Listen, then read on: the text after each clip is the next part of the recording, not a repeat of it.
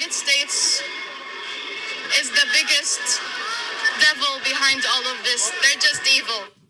Today, a day of rage in the Middle East. In other words, it was Wednesday. Embassies under assault, rockets screaming through the air. It was the perfect day for a trip to Israel. The president landed, hugged Netanyahu, and then almost fell asleep. I asked the Secretary of State when he and I were working in the Senate to write something for me, and he said he wrote a line that I think is appropriate.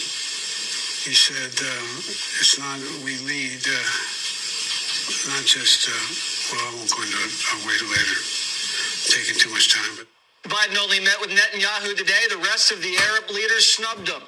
We give these people billions and they snub us. No respect. But after a double espresso, Biden took the podium and, in fairness, delivered touching remarks about what it means to lose a loved one. He said he stands with Israel now and forever. But then he handed the Palestinians a check for $100 million.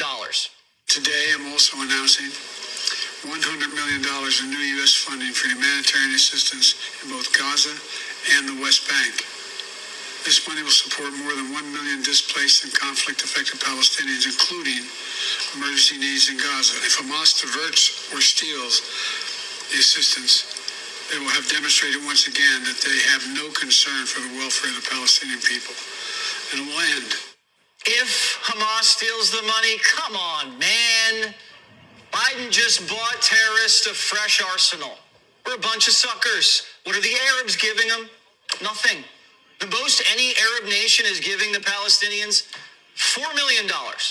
We give them $100 million. We're funding both sides of the war. We give Israel money, we give Iran money, we give the Palestinians money. Hunter's got to be getting a cut.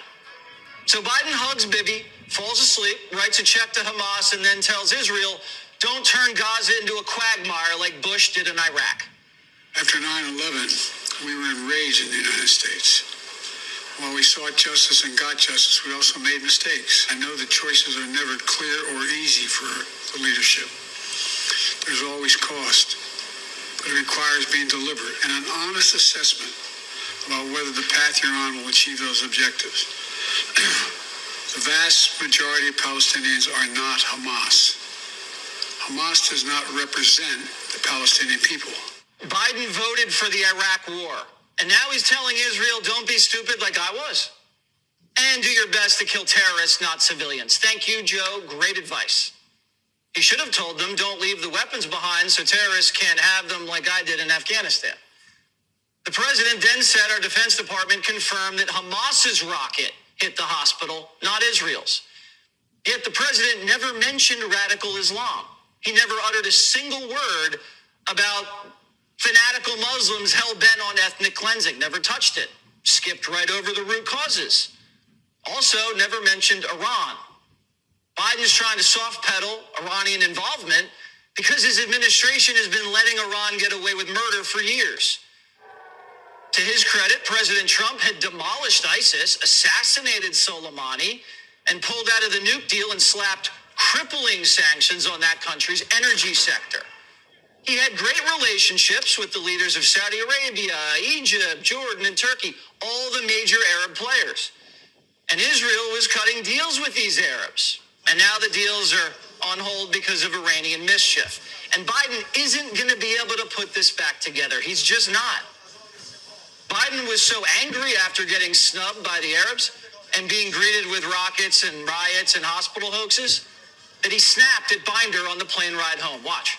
You said you were very blunt with the Israelis on the need to get humanitarian aid to Gaza, or what exactly? On everything.